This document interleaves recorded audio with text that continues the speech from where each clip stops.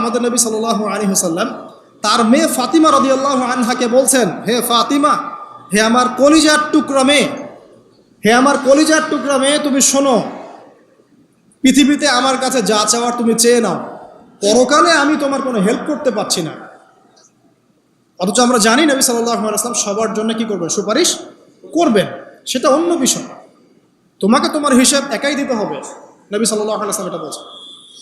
একদিন তিনি বাসায় ঢুকলেন, দেখছেন আয়েশা রাদিয়াল্লাহু আনহা কান্নাকাটি করছে। আয়েশা, আর বলে রাখি, আয়েশা রাদিয়াল্লাহু আনহা সম্পর্কে আমাদের নবীজি বলেছেন, তাকে প্রশ্ন করা হচ্ছে আপনি পৃথিবীতে সবচেয়ে বেশি কাকে ভালোবাসেন? তিনি বলছেন আয়েশাকে। তারপরে কাকে ভালোবাসেন? আবু বকর। তারপর কাকে ভালোবাসেন? ওমর। কথা বুঝতে পারছেন? তো সেই আয়েশা রাদিয়াল্লাহু আনহা বাসায় কান্নাকাটি করছেন। তিনি বলছেন, কি জন্য কাঁদছো হে আয়েশা? আয়েশা রাদিয়াল্লাহু আনহা বলছেন, জাহান্নামের আযাবের ভয়ে আমি কাঁদছি। কি হবে ইয়া রাসূলুল্লাহ আমাদের শেষ হলো? তখন আল্লাহর নবী তার স্ত্রীকে বলছেন, যাকে তিনি সবচেয়ে বেশি ভালোবাসেন, তাকে বলছেন, তিনটা ক্ষেত্র বা তিনটা জায়গা আছে যখন পৃথিবীর কোনো মানুষকে চিনতে পারবে না পরকালে, এমনকি আমিও তোমাকে চিনতে পারবো না। সেটা কি? যখন এই যে মিজানের পাল্লাটা দাঁড় করানো, এই যে এটা ভারী হচ্ছে না হালকা হচ্ছে, এ সময় কেউ কাউকে চিনবে না, কারো কথা কারো মনে থাকবে না। যে গার্লফ্রেন্ডের জন্য আপনি জীবন দিচ্ছেন তার কথা আপনার মনে থাকবে না। যে স্ত্রী সন্তানের জন্য আপনি সারা জীবন দুর্নীতি করে গেলেন তার কথা আপনার মনে থাকবে না।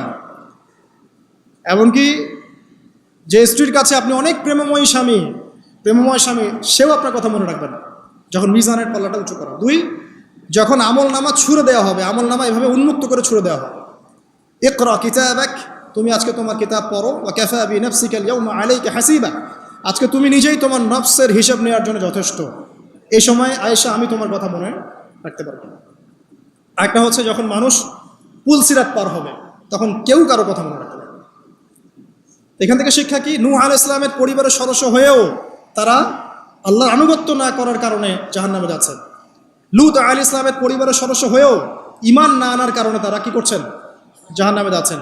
আমাদের শিক্ষা হচ্ছে আমাদের পরিবারগুলোর, যে আমাদের এই বংশ, আমাদের এই যে টাকা পয়সা, স্ট্যাটাস, রং, হ্যাঁ, বাড়ি গাড়ি, পলিটিক্যাল পদ, কোনো কিছুই আমাদেরকে আল্লাহর আযাব থেকে বাঁচাতে পারবে না যদি আমরা প্রকৃত মুসলিম মুমিন না হতে পারি। তো পরিবারের সদস্যদেরকে আল্লাহ পাক ঈমানদার হওয়ার তৌফিক এনায়েত করুন। এবার আসেন সামনে